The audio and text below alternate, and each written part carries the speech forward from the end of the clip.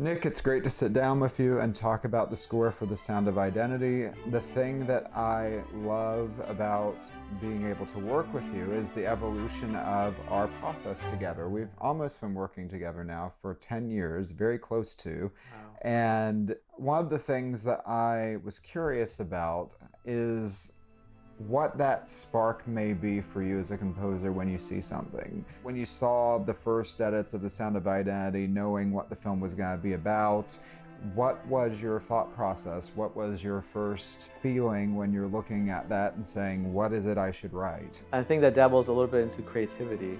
Luckily, your film struck a chord in the beginning. I remember watching the first few shots and I'm like, that is fantastic.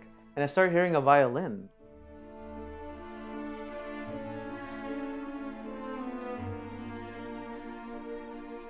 Mr. Picker's opus, the first track, includes a solo violin, which I thought fit fantastically well.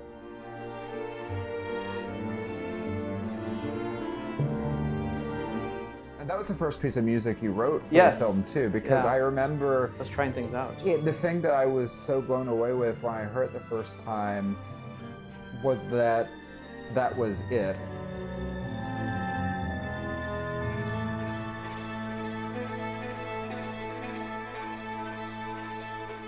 That dissonance of the violin, it felt like a nice duality that said something about the characters you were about to see. Yes. Yeah, because I think when we were discussing Lucia as well, the issue of identity came up. So something superfluous, abstract, and the violin doing these arpeggiated lines really fast kind of symbolized that feeling of who she is. By the end of the film, then we have a better picture of who she is.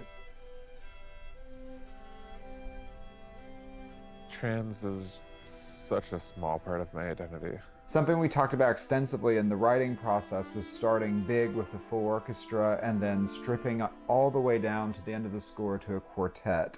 Can you tell me a little bit about the challenges of doing that? All the themes are basically there. It's just a matter of subtracting a few instruments and changing the voicings. The challenge would be just making it sound really good at that small, core, intimate level. Using Lucia's theme within the quartet, and I thought at the session the musicians played really well. Beautifully. Fantastic. It was absolutely stunning.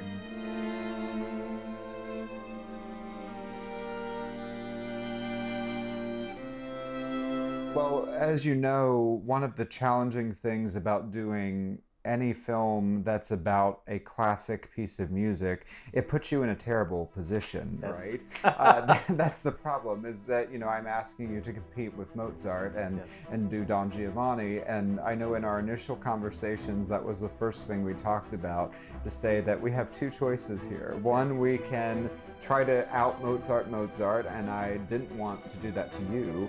And and then the second choice was, can we take elements from it and then spin it in our own direction? And I thought you did a great job of doing that.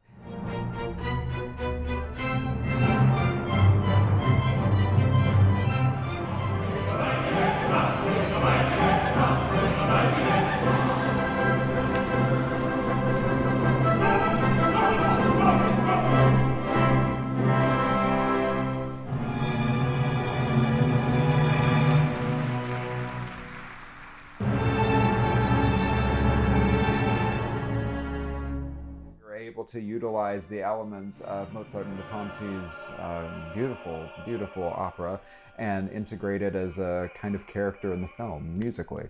We only could use 3 minutes of the actual performance of the opera in the film per negotiating with Tulsa Opera and the various unions.